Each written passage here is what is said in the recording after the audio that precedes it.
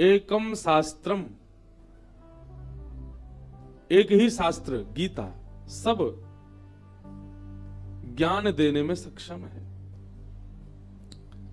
आज सुबह ही मैं कहीं सुन रहा था, कोई बालक कह रहे थे कि हमारे हिंदू वैदिक सनातन धर्म के लोग बाग ये नहीं जानते कि गीता जयंती कब होती है, पर ये जरूर जानते हैं कि क्रिसमस 25 दिसंबर को होता है। ये जरूर जानते हैं कि न्यू ईयर जनवरी की पहले वीक में होता है। अंग्रेजी जो भी उत्सव है उनके बारे में हमको सब पता। अभी नया नया और शुरू हुआ हेलोइन, उसमें लोग भूत प्रेत बनते हैं और फिर घूमते हैं। हमारे सनातन धर्म में तो ऐसा है कि गलत काम करोगे तो मृत्यु के बाद प्रेत बनना पड़ेगा। वेस्टर्न कल्चर में तो एक दिन प्रेत बन के ही देखते हैं लोग, बन के घूमते हैं, वो उनका उत्सव है। वो भारत में भी शुरू हो गया है, भारत में भी लोग उसको करने लग गए।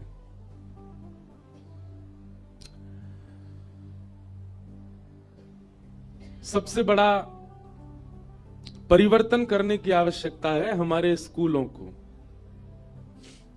मैं भी स्कूल में पढ़ा हूं, मैं अपने स्कूल से बहुत प्रेम करता हूं। अभी वहां के एनुअल फंक्शन में चीफ गेस्ट भी बन के जाऊंगा। लेकिन एक बात आप लोग बहुत ध्यानपूर्वक सुनिए, वो सब लोग अब बैठ जाओ, कोई भी इधर उधर ना घूमे। हमारी हाथ जोड़ के प्रार्थना कथाक्रम में। हमारे स्कूलों में बढ़ चढ़ कर करके वेस्टर्न कल्चर के प्रोग्राम्स को मनाया जाता है, पर गीता जयंती का उत्सव नहीं मन रहा होगा आज स्कूलों में। सारे स्कूलों में क्रिसमस की तैयारी होती है, और तैयारी ऐसी नहीं होती है। 15 दिन पहले से बच्चों से कहा जाता है चार्ट बना के लाओ, डायग्राम्स बना के लाओ, ये बना के लाओ, क्रिसमस की तैयारियां करो, बाहर फॉन्ट्स बनाओ, मैरी क्रिसमस। बच्चे जो हैं वो रेड कलर के कैप पहन के आएंगे, फिर एक टीचर सेंटा क्लॉज बन करके आएगा, वो सारी क्लासेस में जाएगा। अब बचपन से बच्चों ने वो देखा है तो वो कैसे भूल जाएंगे। इसमें एक कारण और है हम लोग अंग्रेजी कैलेंडर का पालन करते हैं। आप कभी, हमारे बगल में एक देश है नेपाल, वहां गए हैं? नेपाल में जाइए, नेपाल में अंग्रेजी कैलेंडर नहीं पालन होता।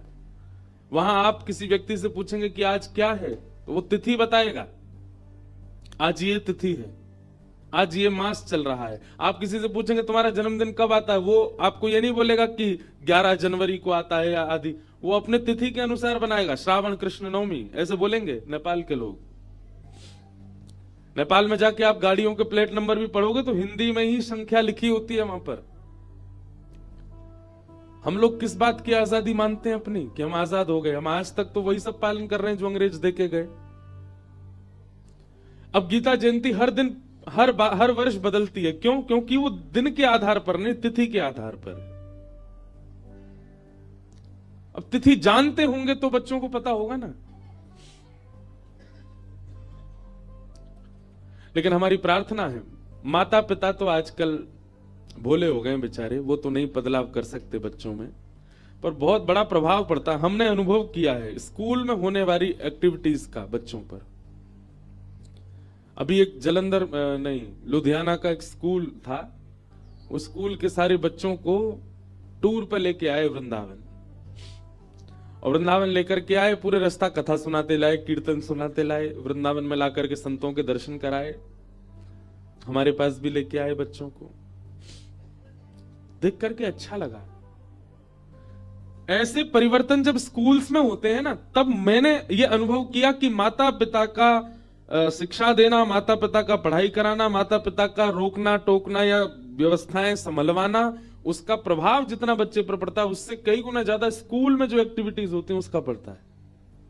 विदेशों में आप जाके अनुभव करो, वहां पर जो एनआरआईज बसे हुए हैं वो अपने बच्चों को खूब प्रयास करते हैं कि ये हिंदी बोलें। वो बचपन से हिंदी सुनते आए हैं, घर में सब हिंदी की सब चर्चा होगी, कथाएं सुनेंगे, मंदिर जाएंगे, सब क्रिया होती। विदेशों में इसलिए ज्यादा आध्यात्म को लोग मानते हैं क्योंकि वहां पर अभाव है ना।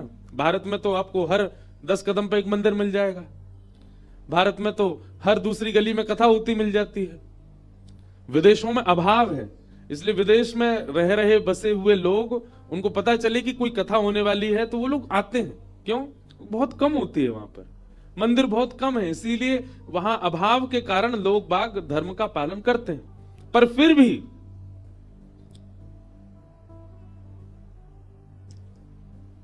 वहां बसे हुए लोग अपने बच्चों को नहीं संभाल पाते।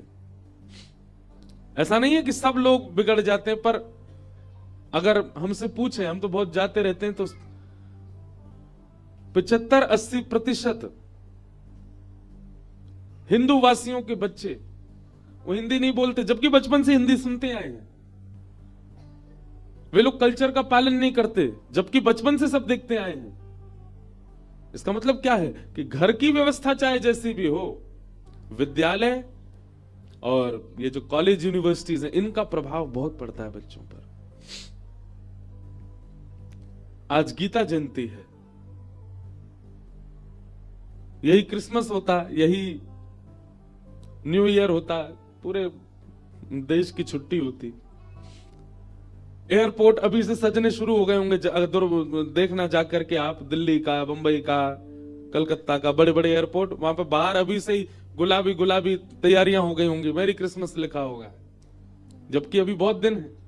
हमारा भी दुर्भाग्य कि हमको भी पता है कि वो 25 को ही होगा, ये नहीं पता कि 25 तारीख को तुलसी दिवस भी हो,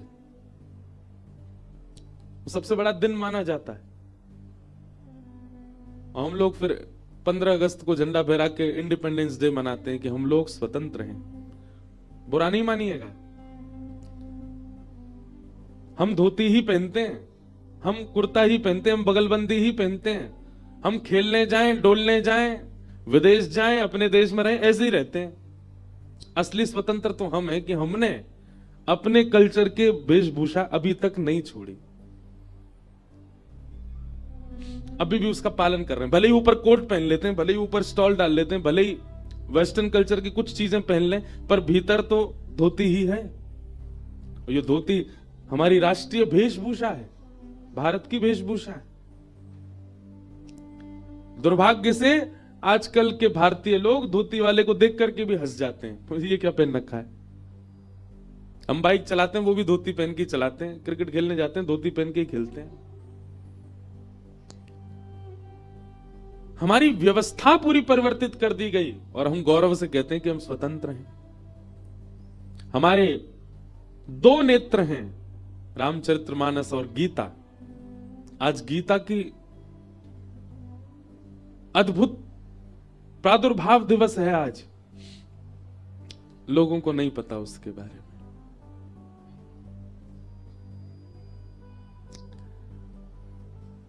तो हमारी प्रार्थना है, जितने भी अगर यहां कोई टीचर बैठे हैं, जितने भी स्कूल्स हैं भारत के, क्योंकि कॉलेज में भी परिवर्तन करने से कोई फायदा नहीं है।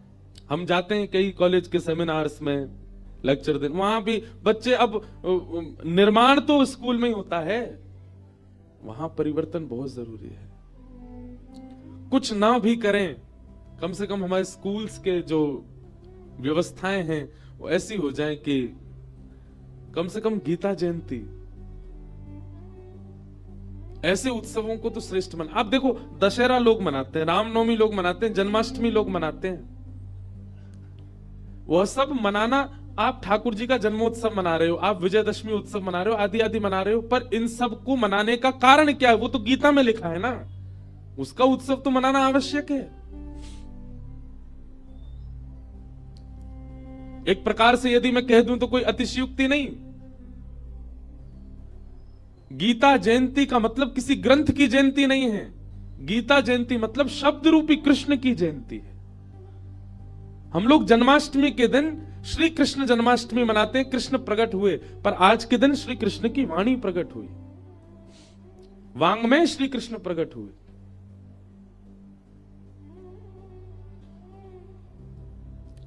इसलिए हमारी प्रार्थना है वो दिन अद्भुत लगे जिस दिन भारत के एयरपोर्ट, भारत के रेलवे स्टेशन, भारत के मॉल्स, अभी मॉल में चले जाओ शॉपिंग, जहां से कपड़े पहन पहन के आप बैठे हो, जहां से वो भी सज रहे होंगे क्रिसमस के, वहां सेंटा क्लूज दौड़ रहे होंगे। वहां पे सेल चल रही होगी 50% ऑफ। आदमी का कैसे भी करके रुझान क्रिसमस पे बनेगा ही बनेगा। यही चीज गीता जयंती पे करो। उस दिन सेल लगा दो कि आज भाई सेल होगी, क्यों? आज गीता जयंती है। अपने आप बनेगा ना क्रेज लोगों का कि भाई गीता जयंती कब। चलो ना मानने वाले धर्म अध्यात्म को वो इसी प्रकार से गीता जी को जानेंगे। बहुत कुछ है व्यवस्थाओं को बदलने के लिए, पर हमारे यहां भारत में तो नारेबाजी पे विश्वास है सब लोगों का, अनशन पे विश्वास है, कैसे भी लाइमलाइट में आने चाहिए बस। व्यवस्था बदलवाने के लिए कोई आगे नहीं आता। और हमारा ये विषय नहीं है, हमारा विषय तो कथा है। मैं तो कभी बाहर की चर्चा करता ही नहीं मंच से, पर आज सुबह से मैं मौन ही था। मैं वैसे मौन ही रहता हूं। कथा के बाद भी कई लोग बोलते हैं बोल क्यों नहीं रहे। परसों तो एक मैया मुझसे बोली ऐसे तो मत करो, हम राधे राधे बोल रहे। मैंने कहा मैया मेरा मौन रहता कथा के बाद। सुबह से यही सोच रहा था, आज गीता जयंती के सारे उत्सव केवल संतों के यहां मन रहे होंगे, केवल आश्रमों में मन रहे होंगे, केवल जो आध्यात्मिक लोग हैं, जो कथा वक्ता आदि हैं, इनके यहां मन रहे होंगे। इस विश्व की जिसने रक्षा की, उनका उत्सव केवल संतों के यहां मन रहा है, विश्व में नहीं मन रहा है। ये दुर्भाग्य है हमारा।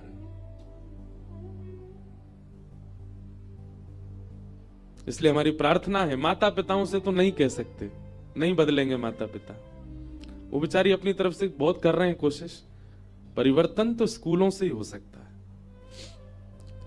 यदि वहां की व्यवस्था में, वहां के, हम ये भी नहीं कह रहे गीता पढ़ाओ स्कूलों में, बच्चों की थोड़ी इच्छा तो जागृत करवाओ, उनकी थोड़ी लगन तो लगवाओ गीता से।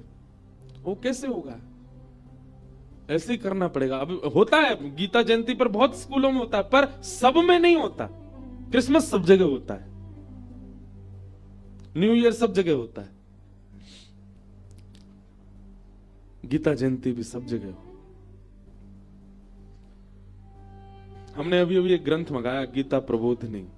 मंच पर बैठते ही मुझे याद आया स्वामी श्री राम सुखदास जी, जिन्होंने इस पृथ्वी को पवित्र किया, इस भूमि को पवित्र किया, जहां बैठ के आप कथा सुन रहे हो। यहीं विराजते थे महाराज जी, जिनका एक बहुत प्रसिद्ध स्लोगन है, सबको याद होगा, हे नाथ मैं आपको कभी भूलूं नहीं।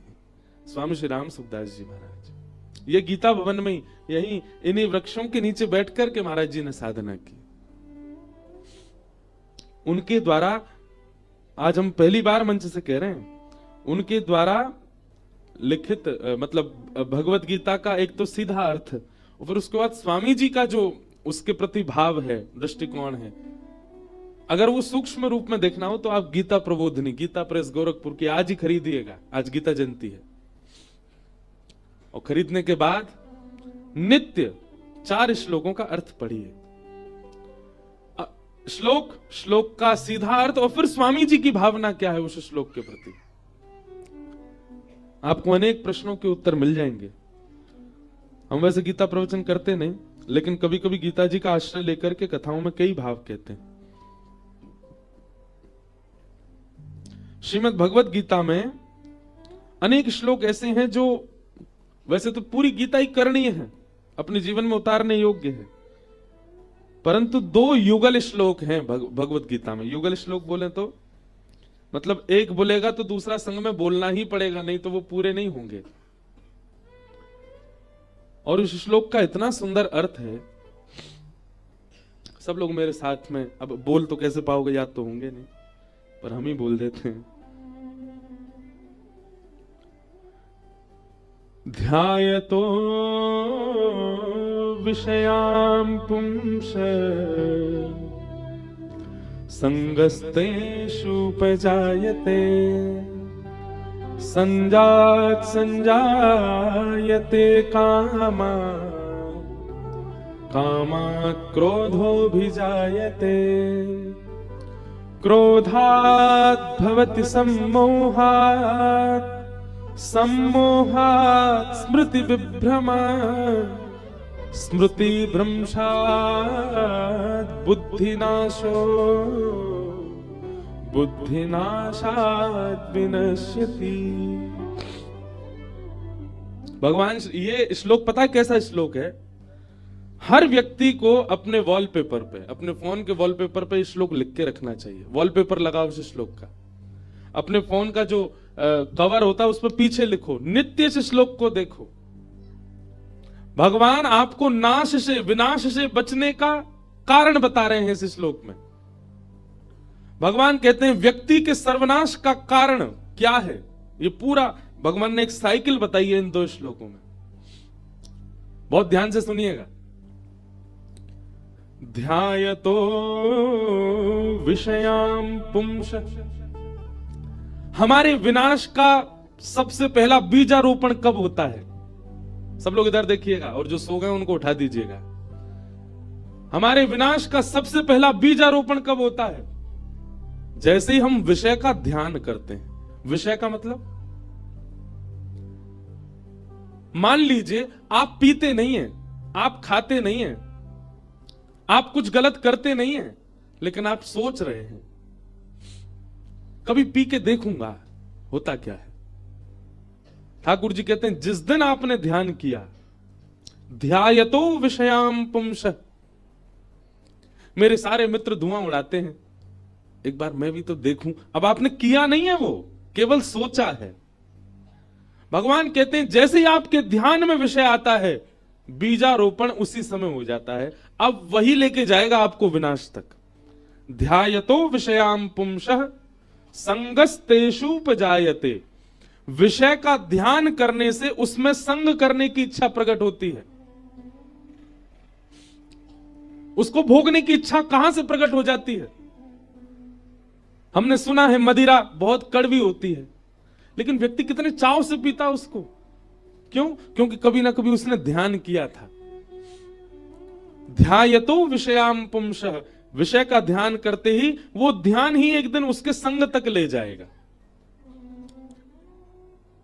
ध्यायतो विषयाम पुंसः संगस्तेषुपजायते संगात संजायते कामः। अब देखो यहां बहुत सारे उत्तर मिलेंगे आपको। भगवत गीता अद्भुत है। जैसे ही आप संग करने के लिए जाएंगे, मतलब पहले तो आपने विषय का ध्यान किया, अब विषय भोगने के लिए जब आप तत्पर हुए और विषय को भोग लिया, तो वही विषय भोग से आपके भीतर एक दुर्गुण प्रकट हो जाएगा, काम। क्या प्रकट होगा? काम। व्यक्ति के अंदर उत्ताल काम यदि है तो निश्चित है कि वो बहुत भोग भोगता है, बहुत विषय भोग रखे हैं उसने, इसलिए उसके अंदर काम प्रचंड रूप धारण करके है। विषय का ध्यान करते हैं तो ध्यान से भोगने की इच्छा होती है, और विषय जब हम भोग लेते हैं तो विषय भोग से हमारे भीतर काम उत्पन्न होता है। और काम जब आता है तो अपने प्रिय मित्र को संग लेकर के आता है। काम के प्रिय मित्र का नाम क्या है? अच्छा, अब एक चीज बहुत ध्यान से सुनना। काम जो है ना, वो दिखता नहीं मानव का। किसी किसी को ही पता चलता है कि इस व्यक्ति के अंदर काम है, लेकिन काम का एक रिप्रेजेंटेटिव होता है जो हमारे सबके मुंह पे दिख जाता है, और उसका नाम क्या है? कामात् क्रोधो विजायते। अगर व्यक्ति के अंदर अति से ज्यादा क्रोध है तो इस बात का प्रमाण है कि उसके भीतर काम है। काम के मित्र का नाम है क्रोध। काम जहां जाता है वहां क्रोध को, काम स्वयं तो छुपा रहता है, आपको ऐसा देखने में लगे ओहो ये तो बड़ा साधु पुरुष है, बड़ा सीधा व्यक्ति है, ये तो बड़ा सरल व्यक्ति है, बड़ा शांत व्यक्ति है, लेकिन काम उसके भीतर विद्यमान है। वो कैसे पता चलेगा? उसके क्रोध से। जब क्रोध आता है तो प्रचंड रूप धारण कर लेता है, तो निश्चित है कि आप अपने क्रोध से यह भी बता रहे हैं कि आपके चित्त में काम भी है। कामात् क्रोधो विजायते। और क्रोधात् भवति सम्मोह। क्रोध से क्या आता है? सम्मोह।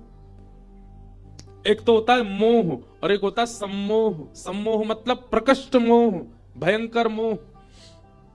आज हम कथा के प्रारंभ में ही नीम खिला रहे हैं आपको। बहुत 4 दिन आते रसगुल्ला ही खा रहे, आज हम नीम खिला रहे। रसगुल्ला अच्छा तो होता है, पर बहुत खाओगे तो शुगर हो जाएगी, और शुगर अगर हो गई ना तो फिर जरा सा घाव भी भरने में बहुत समय लगेगा। इसलिए आज कड़वी नीम खाओ। भगवान श्री कृष्ण ने भी नीम खिलाई अर्जुन को।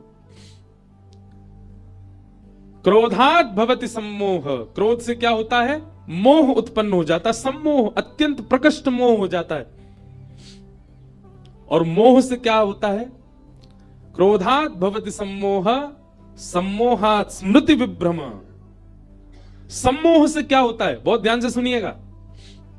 आप यहां कथा सुन रहे हैं, कथा में बहुत सारी बातें ऐसी बताई गई जो आपके जीवन के उपयोगी हैं, पर जीवन में आपके ऐसी घटना घटी, उस घटना में आज कथा में दिया गया उत्तर ही काम आने वाला था, पर आपको उस समय वो याद क्यों नहीं आया? क्योंकि आपके भीतर सम्मोह है। बहुत ध्यानपूर्वक सुनिएगा।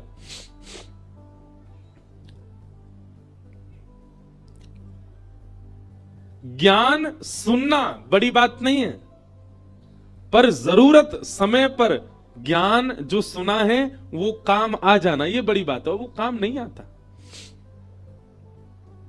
लोग भूल जाते हैं। जब जीवन की परिस्थिति डामाडोल होती है, उस समय कथा में सुना गया ज्ञान काम आना चाहिए, पर जब स्थिति डामाडोल होती है तो उस समय हम ज्ञान ही भूल जाते हैं, क्या सुना था हमने कथा में। और ये किस कारण से होता है? सम्मोह जब होता है चित्त में तो स्मृति भ्रंशात, स्मृति चली जाती है हमारी, जरूरत पड़ने पर नहीं आएगा काम। अच्छा एक बात बताइए, क्या रावण को नहीं पता था कि सीता जी का हरण उसने गलत किया? पता था, ज्ञान था, पर लागू नहीं कर पा रहा अपने जीवन में। महाभारत में दुर्योधन कहते हैं, जानाम्य धर्मम नचमे प्रवृत्ति, जानाम्य धर्मम नचमे निवृत्ति। मैं जानता हूं, स्वयं धृतराष्ट्र कह रहे हैं, कौरवों के पिताजी, मैं जानता हूं धर्म क्या है, पर पता नहीं क्यों मेरी प्रवृत्ति नहीं हो रही है। और मैं जानता हूं अधर्म क्या है, पर पता नहीं क्यों मैं उससे निकल ही नहीं पा रहा हूं। ये धर्म को जानते हुए भी उसको, क्या मांस खाने वाले लोगों को नहीं पता कि ये गलत है? क्या मांस खाने वाले लोगों को यह नहीं पता कि इसको हम किसी जीव को खा रहे हैं, किसी व्यक्ति के मृतक लाश को हम लोग प्लेट पर परोस करके पा रहे हैं? क्या उनको ज्ञान नहीं है? ज्ञान है, ज्ञान है, पर ज्ञान का बुद्धि में स्थित होना और आपके व्यवहार में स्थित होना यह आवश्यक होता है। और यह तभी होता है जब सम्मोह चित्त में ना हो। गीता सामान्य नहीं है, गीता साधारण सी किताब नहीं है। अपने जीवन को ऐसे पलटने की सामर्थ्य रखती है गीता। एक एक प्रश्न का उत्तर, एक एक स्थिति का उत्तर गीता में। भगवान कह रहे हैं ज्ञान सबको है, सबको पता है, पर उसको लागू क्यों नहीं कर पा रहे? मदिरा पीने वाले को नहीं पता कि यह गलत है, बुरा नहीं मानिएगा, पर हर गलत करने वाले को पता होता है कि मैंने जो किया वो गलत था। सबको पता होता है। ज्ञान सबको था, तो फिर लागू क्यों नहीं कर पाए? भगवान कहते हैं बुद्धि नाश हो, स्मृति भ्रंशात बुद्धि नाशो, बुद्धि नाशात प्रणश्यति। और बुद्धि का नाश होते ही उसका सर्व जीवन का सर्वनाश हो जाता है। कहां से शुरू हुई थी कथा? ध्यायतो विषयाम पुंस, विषय का हमने ध्यान किया, वही ध्यान हमको संग की ओर ले गया। संग से हमारे अंदर काम प्रकट हुआ, काम से हमारे अंदर क्रोध प्रकट हुआ, क्रोध से हमारे अंदर सम्मोह प्रकट हुआ, सम्मोह से मिले हुए ज्ञान की स्मृति चली गई, और स्मृति जाती बुद्धि नाश हो गई, और बुद्धि नाश होती हमारा नाश हो गया। इससे बड़ा और क्या चाहिए आपको? ठाकुर जी ने अपने नाश को बचाने का पूरा कारण बता दिया भगवत गीता में, फिर भी लोग नहीं समझ पा रहे। कथा केवल सुननी नहीं है, वो आपकी स्मृति में। और हम एक बात बताएं आपको, आपका मन किस स्थिति में है, इसका पैरामीटर अगर है तो वो है आपके स्वप्न। आप स्वप्न में क्या देखते हो? आपको स्वप्न में क्या दिखता है? एकांत में बैठते हो तो आपकी क्या विचारधाराएं चलती हैं? आप नेत्र बंद करते हैं तो कैसा दृश्य दिखता है? यह आपकी मन की स्थिति बताता है। स्वप्न सामान्य चीज नहीं है। स्वप्न में यदि वो दिखता है जो नहीं दिखना चाहिए तो यह आपके चित्त की स्थिति बता रहा है। आप कितनी भी कथा सुन लीजिए, अधिकतर लोगों को कहते सुना गया स्वप्न में भूत ही दिखते हैं, स्वप्न में सांप ही दिख रहे हैं, स्वप्न में प्रेत ही दिख रहे हैं, स्वप्न में शादियां दिख रही हैं, स्वप्न में मरे हुए लोग दिख रहे हैं। कभी ठाकुर जी क्यों नहीं दिखते? आपकी मन की स्थिति है स्वप्न। आपका आंतरिक मन कैसा है? इसलिए भैया गीता में भगवान कह रहे हैं तन संवारना इतना आवश्यक नहीं है जितना आवश्यक मन को संवारना है। और मन को संवारने के लिए आपको अपना ध्यान संभालना पड़ेगा। ध्यायतो विषयाम पुंसः। विषय सब लोग जानते हैं। विषय किसको कहते हैं? हर वो वस्तु जिससे भोग भोगते हैं, हर वो वस्तु जिससे संसार के सारे भोग भोगे जाते हैं, वो सब विषय कहलाते हैं।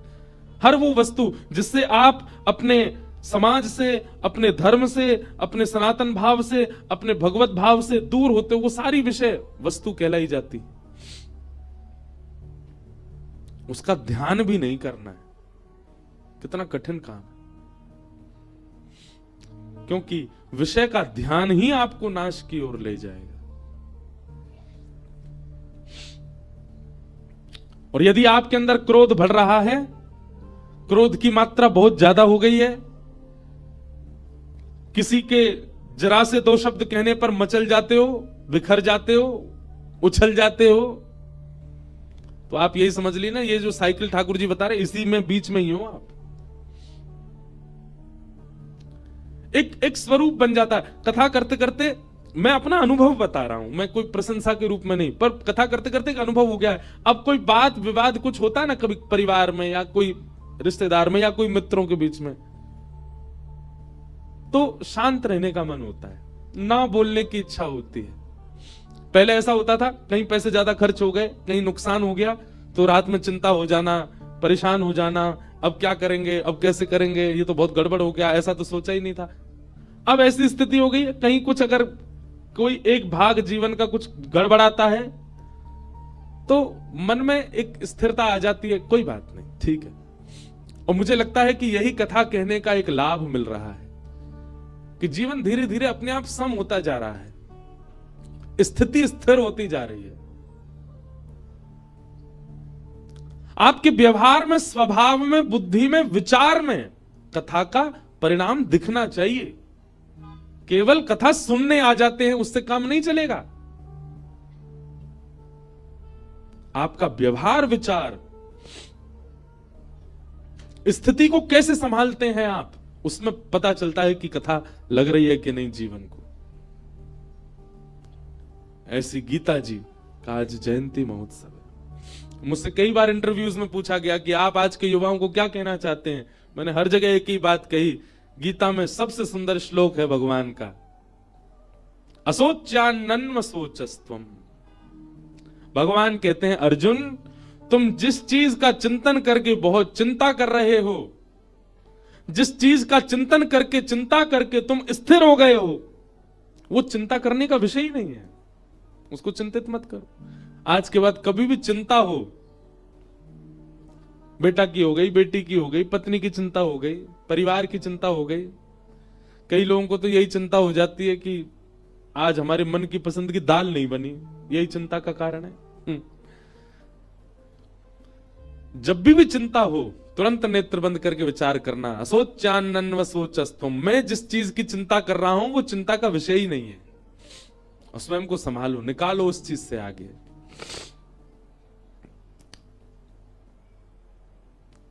ऐसे गीता अद्भुत, उसके जयंती महोत्सव पर आप सब लोगों को खूब खूब शुभकामनाएं।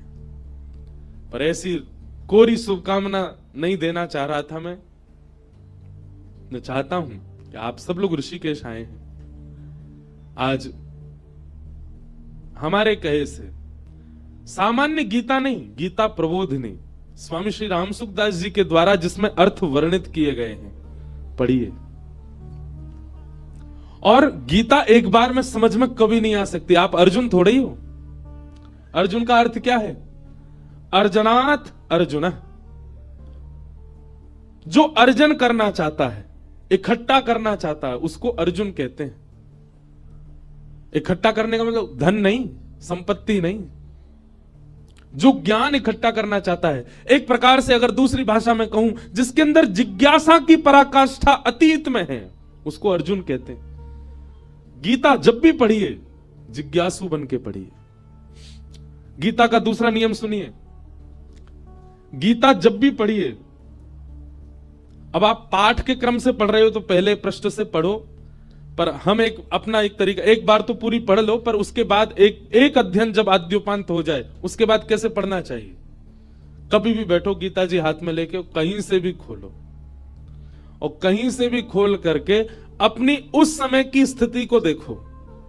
पिताजी हॉस्पिटलाइज्ड हैं, माताजी परेशान हैं, पत्नी सुन नहीं रही, बच्चे घर की मानते नहीं, व्यापार में वृद्धि नहीं हो रही, जो भी आपकी परेशानी, महाभारत चल रही है आपके परिवार में, उसका चिंतन करो। और चिंतन करके स्वयं को अर्जुन मानो। मैं अपने परिवार की महाभारत का अर्जुन हूं, मुझे ही संभालना पड़ेगा। और ये कौन है? ये कोई किताब नहीं है, ये कोई पृष्ठ नहीं है, ये कोई पन्ने नहीं है, साक्षात योगेश्वर मेरे रथ के चालक हैं, मेरे रथ के सारथी हैं श्री कृष्ण। मैं इनसे अब पूछ रहा हूं कि मेरे जीवन की इस महाभारत का अब मैं क्या करूं। कहीं से भी गीता जी खोलिए, वहां पढ़ना प्रारंभ कीजिए। 5 श्लोकों के अर्थ पढ़ेंगे और 5 बार पढ़िए। एक बार में समझ में नहीं आएंगे, हम लोगों की हिंदी भी तो खराब है, अब इतनी शुद्ध हिंदी है कि समझ में ही नहीं आएगा। 5 बार पढ़ो, और 5 बार पढ़ने के बाद फिर बंद करके विचार करो, क्या कह रहे हैं ठाकुर जी। ये सोचना ही नहीं कि हमने किताब पढ़ी है, ये सोचना श्री कृष्ण बोल रहे थे, मैं सुन रहा था, और फिर उसी का चिंतन करो, आपको अपना उत्तर मिल जाएगा। 5 श्लोकों में ही उत्तर मिल जाएगा। करना क्या पड़ेगा? अपने जीवन की महाभारत का चिंतन करो, स्वयं को अर्जुन मानो, और श्रीमद् भगवद गीता को कृष्ण समझ करके, और सबसे बड़ी बात, एक विश्वास चित्त में लेना पड़ेगा। क्या? करिष्ये वचनम तव। हे गीता जी, हे श्री कृष्ण, आप जो कहेंगे मैं करूंगा।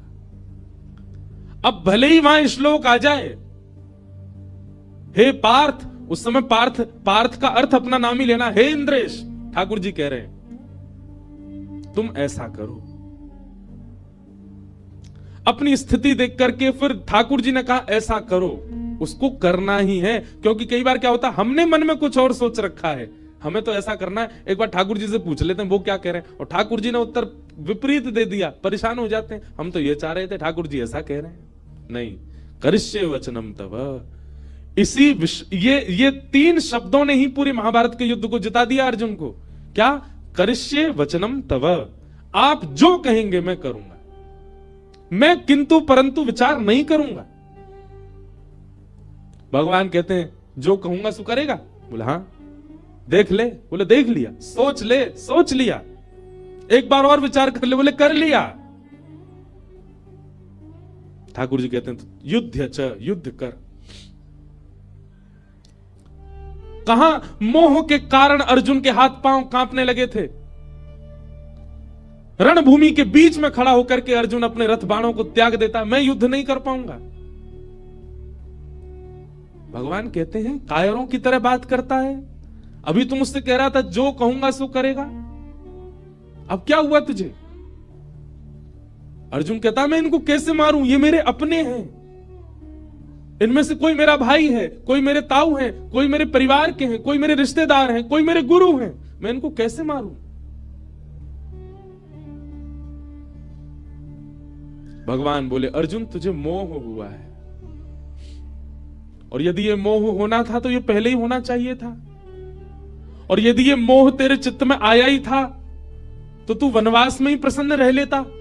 क्यों तेरे अंदर इच्छा प्रकट हुई कि 5 गांव ही मिल जाएं? और तब यदि मोह नहीं आया तो अब युद्ध के बीच में आकर के मोह आना, ये तेरी कायरता दिखा रहा है अर्जुन। सही समय पे स्थिति का आना होना चाहिए।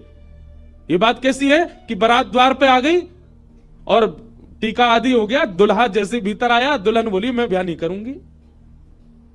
पहले ही मना कर देना था। जब बातें चल रही थी, जब संबंध की तैयारियां हो रही थी, जब सब प्रकार की चर्चाएं हो रही थी, उसी समय मना कर देना था। द्वार पर बारात आने पर मना करना, अब उसमें दुल्हन कहे ब्याह थोड़ी हुआ है, अभी कुछ बिगड़ा थोड़ा ही है, अभी रोक देते हैं, अरे बहुत कुछ हो चुका। वही बात अर्जुन को समझाते हैं, अब युद्ध की घोषणा हो चुकी है, रणभूमि सज चुकी है, अब तू कह रहा है कि मैं नहीं मारूंगा, मैं नहीं लड़ूंगा।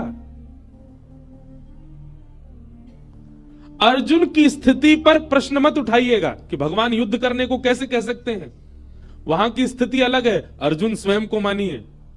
और हम मेरे से लेकर के यहां बैठे हर व्यक्ति के जीवन में एक महाभारत चल रही है, हर व्यक्ति के जीवन में एक महाभारत चल रही है, और हमारी महाभारत के हम ही अर्जुन हैं। पर अर्जुन कब हैं? जब गीता साथ हो। अन्यथा आप सबके जीवन में महाभारत है, पर आप अपने महाभारत के दुर्योधन भी हो सकते हो, आप अपनी महाभारत के शकुनी भी हो सकते हो, आप अपने महाभारत के धृतराष्ट्र भी हो सकते हो, आप अपनी महाभारत के भीष्म पितामह भी हो सकते हो, आप अपनी महाभारत के युधिष्ठिर, भीम, नकुल, सहदेव भी हो सकते हो, आप अपनी महाभारत के कर्ण भी हो सकते हो। पर अर्जुन तभी बनोगे जब कृष्ण साथ हो।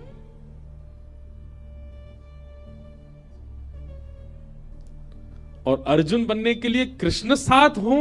कृष्ण तो युधिष्ठिर के भी साथ हैं, कृष्ण तो भीम के भी साथ हैं, कृष्ण तो नकुल सहदेव के भी साथ हैं, पर केवल अर्जुन ही क्यों? क्योंकि अर्जुन जैसा विश्वास नहीं है किसी का।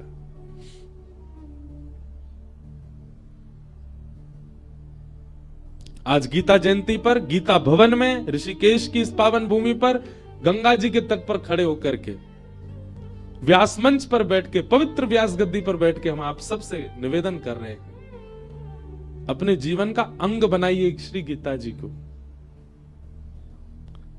ठाकुर जी को बहुत पीड़ा होती है हम मानवों को देख करके। ठाकुर जी कहते हैं सब कुछ दे दिया फिर भी अपना कल्याण नहीं कर पा रहे ये लोग।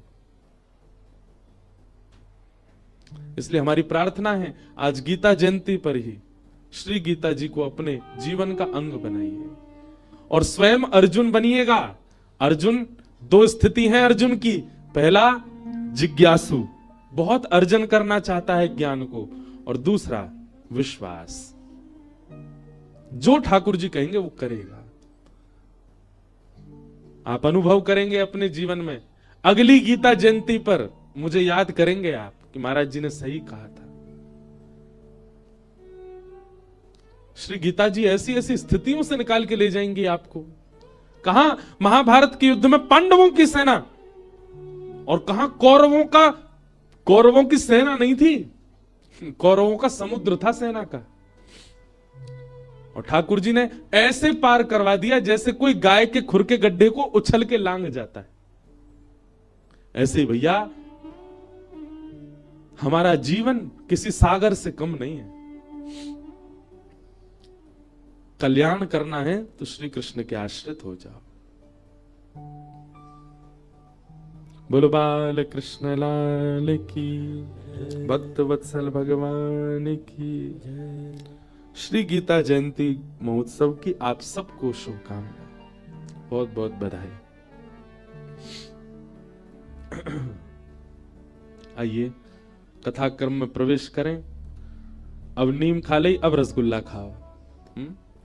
कर लियो गिरिराज नाम गिर धारी पायो है, नख पे धार लियो गिरिराज नाम गिर धारी पायो है, गिरधारी पायो है, नाम बनवारी पायो है, गिरधारी पायो वारी पायो है, गिरधारी पायो है, नाम बनवारी पायो है, गिरधारी पायो है, नाम बनवारी पायो है, नख पे धार लियो गिरिराज नाम गिर हारी पायो है नख पे भार। सब ब्रजवासी के संग ठाकुर जी गिरिराज पूजन करवे के काजे गए। ब्रजवासी ने गिरिराज बाबा की पूजा करी। तभी नारद जी ने 56 भोग की कछु सामग्री चुराए ली और ले जाए करके इंद्र को प्रदान कर दी। लो इंद्र पाओ। इंद्र ने जैसी सामग्री पाई बोले बड़े जोर के लड्डू लाए भैया, कहां ते लाए? ये पेड़ा तो ब्रज को सा लग रहा है, कहां ते लेके आए हो? नारद जी बोले आनंद आ रहा है ना? बोले बहुत जोर को आनंद आ रहा है। इंद्र ने पूछी कहां ते लेके आए हो? नारद जी बोले वो कहा है आजकल तेरी पूजा बंद है गई है ना ब्रज में। ये सबरे ब्रजवासी ठाकुर जी की पूजा कर रहे हैं। वह नन्हे से कन्हैया नहीं, 2 रूप धारण कर लिए, अपनी पूजा करवा रहे हो। आप ही पूजे आप पुजावे। सुबह की पूजा में 56 भोग बने, मुंह को बहुत बढ़िया लगे तो मैंने सोची तो को दे दूं। इंद्र को क्रोध आया महाराज, मेघमालाओं को आज्ञा कर दी इतनी वर्षा करो, इतनी वर्षा करो कि पूरा ब्रजमंडल डूब जाए। एक बात बताएं बंधुओं, ध्यान से सुनिएगा। ठाकुर जी कभी पीड़ा नहीं देते अपने वैष्णव को, चाहे वो उनके सन्मुख हो चाहे वो उनसे विमुख हो जाए।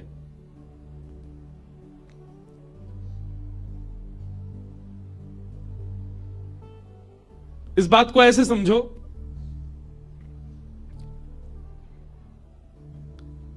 आप कहीं बैठे बैठे किसी देश के राष्ट्रपति को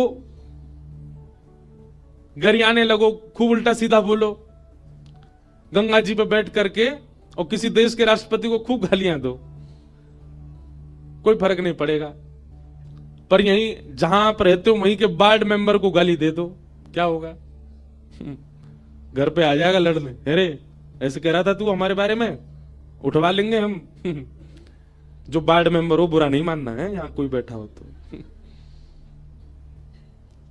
बात ऐसी है कि स्थिति प्राप्त व्यक्ति को फर्क नहीं पड़ता कि आप उसकी प्रशंसा करो, कि आप उसकी निंदा करो, आप उसके बारे में गलत बोलो, कि आप उसके बारे में अच्छा बोलो।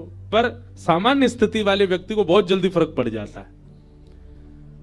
लोग बाग कहते हैं दिया नहीं जलाया भगवान नाराज हो जाएंगे। काहे को होंगे नाराज? आपकी दिया से चल रहा है क्या? ठाकुर जी के वैकुंठ में अंधेरा हो जाता है क्या आप दिया नहीं जलाते तो? अरे आज मंगलवार है, हनुमान चालीसा कर लो, हनुमान जी नाराज हो जाएंगे नहीं तो। अच्छा, इतने मानी ना जब हनुमान जी हैं तो फिर हमको क्या ज्ञान दे रहे हैं? हम मानवों का स्वभाव है छोटी छोटी बातों पर रूठ जाना, बुरा मान जाना, और अपने मान की इच्छा रखना, अपनी प्रशंसा की इच्छा रखना, आदि आदि। ये सब देवताओं का गुण थोड़ा ही है। आज बृहस्पतिवार है, आज वो शनिवार है, शनि महाराज को तेल चढ़ाया आदि। ये सब कहने से देवता नाराज होते हैं, नहीं करोगे तो ऐसा हो जाएगा, ऐसा। ये सब नहीं होता। उनके गण नाराज होते हैं जो उस स्थिति में नहीं है। अब दुर्गा मैया हैं, और दुर्गा मैया तो परम सत्ता है, और परम सत्ता के नीचे ना जाने कितने गण होंगे। वे गण भले ही नाराज हो जाते हो, ठाकुर जी या देव सत्ता के लोग कभी नाराज नहीं होते। उन पर इतना समय नहीं है कि वो एक व्यक्ति से नाराज हों, में तो प्रसन्न ही रहते हैं। आप उनके सन्मुख रहो चाहे विमुख हो जाओ। इंद्र का नाराज होना और इंद्र का वर्षा कराना इस बात को दर्शा रहा है कि इंद्र भी उस स्थिति में नहीं है। इसलिए होता भी है, आप लोग जब यज्ञ करते हैं, हवन करते हैं, कोई अनुष्ठान करते हैं घर पे, तो पंडित जी आपके हाथ में जल देते हैं, बोले इसको पृथ्वी पर छोड़ के कहिए सम सक्राय नमः, सिर से लगा लीजिए। क्यों? क्योंकि इंद्र सबके पुण्यों को ले जाता है। इंद्र को चाहिए कि मेरे इतना कोई पुण्य ना कर ले कि वो मेरी पदवी पे ही बैठ जाए। आपको पता है देवताओं का चयन कैसे होता है? जब इस मनवंतर का विश्राम होगा, प्रलय हो जाएगा, पृथ्वी भगवान के गर्भ में चली जाएगी। अभी प्रलय नहीं होगा, अभी प्रलय में बहुत समय, अभी कलयुग बहुत बड़ा है। और ऐसा भी सुना है मैंने कि इस बार प्रलय होगा ही नहीं। कहीं कहीं ऐसा बोलते हैं प्रलय हो जाएगा, कई तो कह रहे हैं भी 2025-26 में जा आ रहे हैं हम। अब कहां कितना सत्य है भैया? हमने जो शास्त्रों में पढ़ा वो तो ये है कि प्रलय की तिथि केवल एक व्यक्ति जानता है, वो है परमात्मा। दूसरा, ब्रह्मा को भी नहीं पता प्रलय कब होगा। भगवान, भगवान को भगवान क्यों कहते हैं? अच्छा, धनवान, जो धन से युक्त है उसको कहते हैं धनवान, जो बल से युक्त है उसको कहते हैं बलवान, और जो 6 भगों से युक्त है उसको कहते हैं भगवान। और 6 भग कौन कौन से? उत्पत्ति प्रलयम चैव भूतानाम अगति गति वेत्ति विद्याम अविद्याम च सवाच्यो भगवान इति। भगवान के अंदर 6 बातें जिनको पता है, 6 भगों से जो युक्त हैं उनको भगवान कहते हैं। सबसे पहला, उत्पत्ति प्रलयम चैव, जिनको यह पता है कि संसार की उत्पत्ति कब होगी और जिनको यह पता है संसार का प्रलय कब होगा। अगर ये सबको ही पता चल गया तो सब भगवान नहीं हो जाएंगे? कोई नहीं जानता, केवल ठाकुर जी जानते हैं। 2012 में भी जाने वाली थी दुनिया, 24 पूरी होगी, 25 शुरू है वारी है। 2020 में भी जाने वाली थी दुनिया, और जब कोविड आया उसके बाद तो बोले यही कल, अब तो सब मर जाएंगे, कोई नहीं बचेगा। एक बार WHO ने ही ऐसा घोषणा कर दी थी कि अब आधी से ज्यादा पॉपुलेशन खत्म हो जाएगी दुनिया की। राम झूला है, उस पर चल के देखो, यूं लगे गिर नहीं जाए गंगा जी में, इतनी पॉपुलेशन, पूरे पुल में तिल रखने की जगह नहीं होती। कुछ नहीं कम हुआ। इसका मतलब क्या है? उत्पत्ति और प्रलय के जानकार केवल परमात्मा है। और तीसरा, कितनी भी घोषणा करता रहे, कितने भी दावे करता रहे, नहीं हो सकता। भूतानाम अगति गति, मानव की गति क्या है और मानव की अगति क्या है, यह भी जो जानता है परमात्मा। वेत्ति विद्याम अविद्याम च, जो विद्या और अविद्या, ज्ञान और अज्ञान के बारे में अच्छे से जानता है। भगवान श्री कृष्ण के मंदिर में, बांके बिहारी जी मंदिर में जाकर के फूल बंगला जब बनवाता है व्यक्ति, उसको मन में ऐसा आता होगा कि आज बिहारी जी मुझसे बहुत प्रसन्न होंगे, मैंने उनके लिए बंगला बनवाया। ठाकुर जी सब जानते हैं, ठाकुर जी जानते हैं यानी बंगला मुंह को प्रसन्न करवे के काजे ना बनवाया हो। इसके रिश्तेदार ने एक बार बनवाया था, उससे होड़ करने के लिए बनवाया। वेत्ति विद्याम अविद्याम, जो ठाकुर जी सब जानते हैं कौन किस भाव में है। कोई व्यक्ति गंगा स्नान कर रहा है, गंगा जी जानती हैं इसके स्नान करने का कारण क्या है। कभी कभी मुझे लगता है हमारी भक्ति से ठाकुर जी प्रसन्न होकर प्रकट क्यों नहीं हो रहे, क्योंकि कहीं ना कहीं हमारे मन के भाव को ठाकुर जी जान गए हैं। नाटकबाज है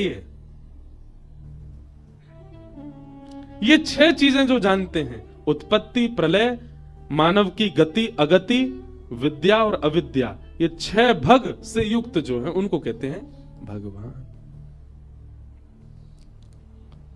प्रलय की घोषणा कोई और कैसे कर देगा? वो तो केवल परमात्मा को पता है। तो भगवान कभी नाराज नहीं होते, जिसकी स्थिति उतनी नहीं है वो नाराज होता है। इंद्र नाराज हो गया, और इंद्र ने, हाँ तो मैं ये बता रहा था देवताओं का चयन कैसे होता है, सुनो।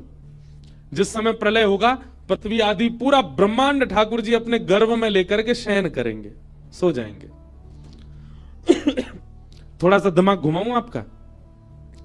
सतयुग त्रेता द्वापर कलयुग, सतयुग त्रेता द्वापर कलयुग, सतयुग त्रेता द्वापर कलयुग, सतयुग त्रेता द्वापर कलयुग जब 71 बार बीतता है, 71 टाइम्स, तब ब्रह्मा जी का एक दिन होता है। ऐसे ब्रह्मा जी जब 100 साल के होते हैं तब भगवान का एक दिन होता है। मतलब ठाकुर जी सुबह उठ करके शाम को जब शयन करने जाते हैं, उतने में ब्रह्मा जी गोविंदाय नमो नमः, और ठाकुर जी सुबह उठ करके शाम को जब शयन करने जाते हैं, उतने बीच में मैं और आप, हम सब कितने अरब खरब शंख बार गोविंदाय नमो नमः हो जाते हैं। इतना बड़ा दिन होता है ठाकुर जी का। ठाकुर जी का दिन तो हमारी तरह ही होता है, पर वो इतनी हमारे लिए इतनी द्रुत गति से चलता है, पता भी नहीं होगा उनको कि कोई इंद्रेश है भी क्या। जब तक ठाकुर जी पलक झपकेंगे तब तक 4-5 इंद्रेश तो जन्म ले चुके होंगे। ऐसे परमात्मा जब रात्रि में शयन करने जाते हैं, मतलब 12-13 घंटे बाद, 15 घंटे बाद जब ठाकुर जी सोने जाते हैं, तब प्रलय होता है। और जब प्रलय होता है तो ब्रह्मलोक आदि सब भगवान के गर्भ में चला जाता है, ठाकुर जी शयन में चले जाते हैं। और ठाकुर जी जब सोते हैं पूरे विश्व का प्रलय हो जाता है केवल एक को छोड़ के। किसका प्रलय नहीं होता? शब्दों का। शब्द ब्रह्म जो आकाश में विचरण करते रहते, इनका कभी प्रलय नहीं होता। ये भागवत जी की साइंस है। क्षमा कीजिएगा साइंस पढ़ने वाले, फिजिक्स केमिस्ट्री आदि के अगर स्टूडेंट यहां बैठे हो, उनको ये नहीं समझ आएगा, ये भागवत जी का है। और फिर ठाकुर जी सोते हैं, सबका प्रलय होता है, केवल शब्दों का प्रलय नहीं होता। तब शब्द क्या करते हैं? पूरे ब्रह्मांड में केवल एक परमात्मा है और कोई नहीं है। सूर्य चंद्र सबका प्रलय हो चुका है। तब शब्द आपस में इकट्ठे होते हैं और शब्द आपस में इकट्ठे होकर के भगवान को जगाने का प्रयास करते हैं। उसी को वेद स्तुति कहा गया। जय जय जय जाम जित दोष ग्रभीत गुणा त्वमसि यदात्मना समवरुद्ध समस्त भग अग जगदौक शाम खिल सत्य बबोध्य कते। हे नाथ, आप उठो। उत्तिष्ठ उत्तिष्ठ गोविंद, उत्तिष्ठ गरुणध्वज, उत्तिष्ठ कमलाकांत, त्रैलोक्यम मंगलम कुरु। इन तीनों लोगों का मंगल कीजिए नाथ, उठ जाओ। तब ठाकुर जी उठते हैं। उसके बाद जब सृष्टि बनती है, फिर भगवान सोचते हैं अब देवी देवताओं का निर्माण होना चाहिए। सृष्टि चलेगी तो देवी देवताओं का निर्माण कैसे होता है?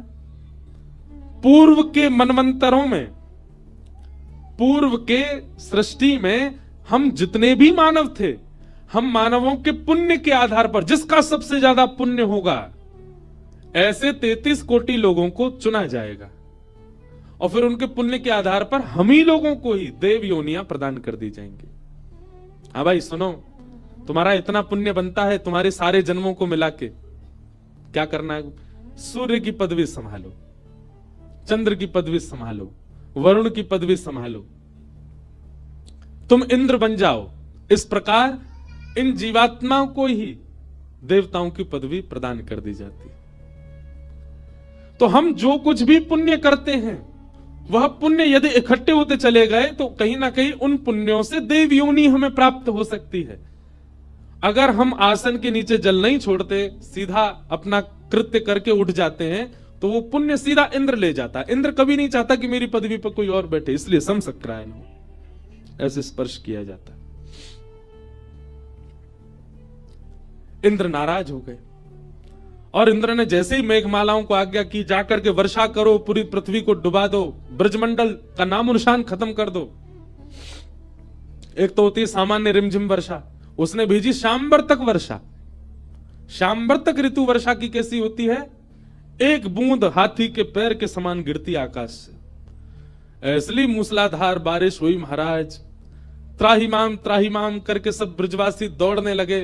अरे हम तो पहले ही मना कर रहे, चाहे इंद्र की पूजा बंद मत करो, अब देखो नाराज है गो, अब हम सबरे मर जाएंगे, सबरे डूब जाएंगे।